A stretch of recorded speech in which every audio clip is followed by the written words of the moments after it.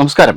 രാജ്യത്തിലെ ജനാധിപത്യവാദികളുടെ ഒരു പ്രിയപ്പെട്ട IPS നേതാവുണ്ട്, സഞ്ജയ് ഭട്ട്.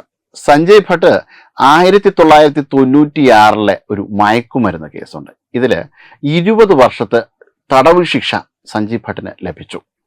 ഈ തടവ് ശിക്ഷ റദ്ദാക്കണമെന്ന് പറഞ്ഞുകൊണ്ട് സുപ്രീം കോടതിയിൽ പോയി. ജസ്റ്റിസുമാരായ KJ മഹേശ്വരി, വിജയ് ബിഷ്ണോയ് എന്നിവരടങ്ങിയ ബെഞ്ചിന് മുമ്പാകെയായിരുന്നു ഭട്ടിന്റെ ഹർജി. ഭട്ടിന് വേണ്ടിയിട്ട് കോടതിയിൽ ഹാജരായത് രാജ്യത്തെ ജനാധിപത്യവാദികളായ ക്രിമിനലുകൾക്ക് വേണ്ടിയിട്ട് ഹാജരാകുന്ന സ്ഥിരം വക്കീൽ തന്നെയാണ്, മുതിർന്ന കോൺഗ്രസ് നേതാവും അഭിഭാഷകനുമായ കപിൽ സിബൽ.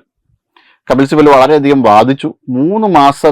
7 വർഷവും 3 മാസത്തെ തടവ് ശിക്ഷ ഭട്ട് അനുഭവിച്ചിട്ടുണ്ട്. അപ്പൊ ഇനി ബാക്കി അനുഭവിച്ചാൽ പോരെ എന്നതായിരുന്നു കപിൽ സിബലിന്റെ ചോദ്യം. പക്ഷെ കോടതി തീർത്തു പറഞ്ഞു, ഇത് സാധ്യമല്ല, ഇദ്ദേഹം 20 വർഷവും അനുഭവിച്ചേ പറ്റൂ. കാരണം IPS ഉദ്യോഗസ്ഥനായിരിക്കെ, ഒരു ജില്ലയുടെ SP ആയിരിക്കെ 1 കിലോഗ്രാം മുകളിൽ കറുപ്പ് കൈവശം വച്ചതിനായിരുന്നു ഇദ്ദേഹത്തിനെതിരെ കേസ്.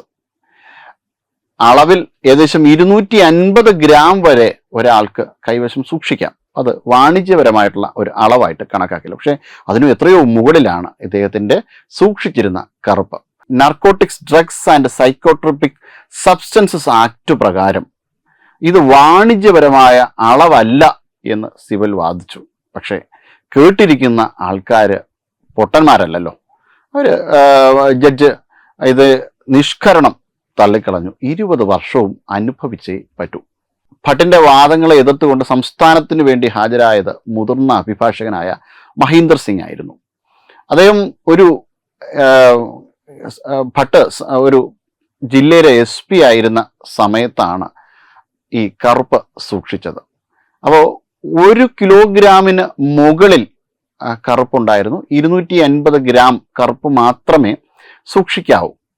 അതിന് മുകളിൽ സൂക്ഷിച്ചാൽ അത് വാണിജ്യപരമായിട്ടുള്ള അളവാണ് എന്ന് അദ്ദേഹം സ്ഥാപിച്ചെടുക്കുകയായിരുന്നു. അതോടുകൂടി ഭട്ടിന്റെ വാദങ്ങളെല്ലാം പൊളിഞ്ഞു. അദ്ദേഹത്തിന് ശിക്ഷ പൂർണ്ണമായും അനുഭവിച്ചേ മതിയാകൂ എന്ന് സുപ്രീം കോടതി വിധിച്ചു.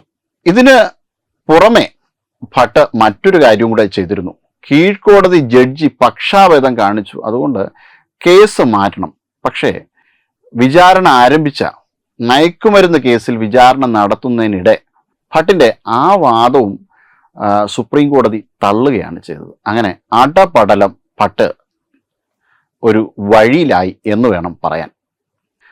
1996 കേസിന് ആസ്പദമായ സംഭവം.